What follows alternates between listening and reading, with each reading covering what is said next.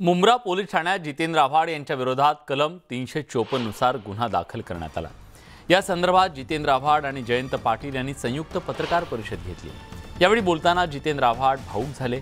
राष्ट्रवादी काँग्रेसचे नेते जितेंद्र आव्हाड यांच्या विरोधात भाजपच्या पदाधिकारी महिलेच्या तक्रारीवरून विनयभंगाचा गुन्हा दाखल झाल्याने राजकीय वातावरण चांगलंच तापलंय।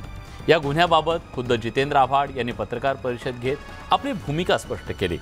त्यावेळी जितेंद्र आव्हाड यांनी राष्ट्रवादी काँग्रेसचे प्रदेशाध्यक्ष जयंत पाटील यांच्याकडे आपल्या विधानसभा सदस्यत्वाचा राजीनामा सोपवला। यावेळी जयंत पाटील यांनी आव्हाडांना राजीनामा देऊ नये अशी समजूत घालण्याचा प्रयत्न केला, मात्र आव्हाड राजीनाम्याच्या निर्णयावर ठाम राहिले। एक वेळ खुनाचा गुन्हा चालला असता पण विनयभंगाचा मान्य नाही असं म्हणत पत्रकार परिषदेत जितेंद्र आव्हाड काहीसे भावुक झाले। तसंच माझ्यावर लावलेला कलम 354 चा गुन्हा मला मान्य नाही असं आव्हाडांनी स्पष्ट केलं। माझ्यावरती कुठलाही गुन्हा नोंदवला असता तर चालला असता। 354 हा गुन्हा,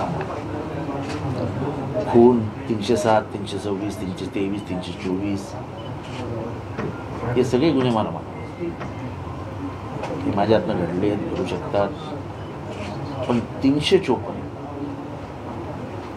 हा गुन्हा मला अमान्य आणि जो मी कधी आयुष्यात केलेला। पोलिसांनी हा गुन्हा कसा काय नोंदवून घेतला? व्हिडिओमध्ये अगदी क्लिअर आहे की मी काय बोललो।